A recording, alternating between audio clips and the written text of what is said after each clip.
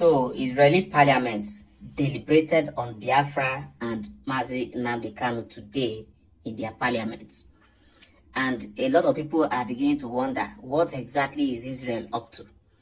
Remember, recently, Israel signed into law recognizing Somaliland, the first country in the world to recognize Somaliland as a country. Currently, Somaliland is now existing as a country, as an independent country, having their president, passport, and their own set of government and military. And Israel is backing it up with forces and, of course, financial support. Now, Israel is discussing Nigeria in their parliament. What exactly is Israel up to? Remember, some people have also recently speculated that the next world power could likely be Israel and not China. Well, these are speculations by random people. But listen to the parliamentary... להיות מושג בינלאומי לרעב ולמצוקה. התמונות האלה מביאפרה היו אלה שזעזעו את המצפון של העולם בשנות ה-60, אך העולם המשיך לשתוק והמצור נמשך עד לכניעתם. מאז ועד היום המספרים הם בלתי נתפסים. הנתונים שבידינו מצביעים על כך שמאז סיום המלחמה ההיא ועד ימינו נרצחו כ2.5 מיליון בני אדם מבני הביאפרה. בסך הכל לאורך כל השנים אנחנו מדברים על אובדן של כ6 מיליון נפשות, 6 מיליון, מספר מצמרר, מזעזע ומזכיר לנו משהו, את מה שאנחנו עברנו כיהודים. המספר הזה מרעיד את הלב ואת אמות הסיפים. כיום המצב שם מחמיר. מצפון ניגריה פולשים מוסלמים קיצוניים המבקשים להשתלט על חבל ארץ זה בחסות שתיקה ואף עידוד של השלטון המרכזי. בני האיבו עומדים בפני ברירה אכזרית שהציב בפניהם בעבר שר המשפטים הניגרי, להתאסלם, למות או לחיות בגלות נצחית. ואני שואל, שאלה רטורית, למה אנחנו צריכים להתערב?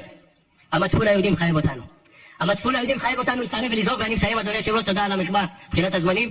אני מסיים ואומר, על משרד החוץ להעלות את הנושא הזה בכל פלטפורמה, בכל פורום בינלאומי, לעורר את המצפון האנושי של אומות העולם שלעיתים אנחנו בתחושה שהוא לא קיים. כפי שחווינו זאת אנחנו על בשרנו, ולעיתים גם חווים, עם הצדק, עם המוסר הכפול. סולם ערכים מזויף, למראית עין.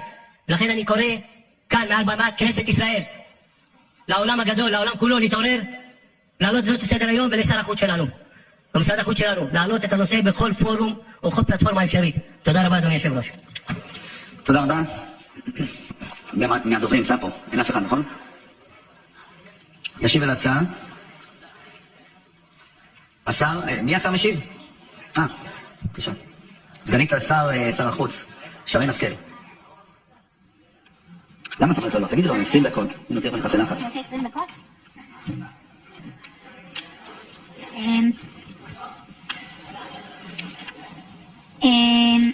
אני רוצה לומר ככה, חבר הכנסת מרגי, תודה רבה על העלאה של ההצעה החשובה הזו. אני חושבת שככה המקרה של חבל ביאפרה הוא באמת מקרה מאוד מאוד קשה.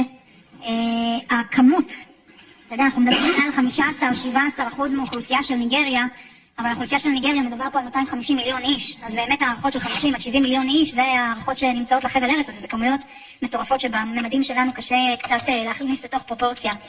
אני אתחיל בתשובה של ככה משרד החוץ, ואני אתייחס גם כן לנקודות שהעלית. חבריי חברי הכנסת, לאור הצעתכם לסדר בנוגע לסיוע לחבל ביאפרה שבניגריה, חשוב להבין את המורכבויות.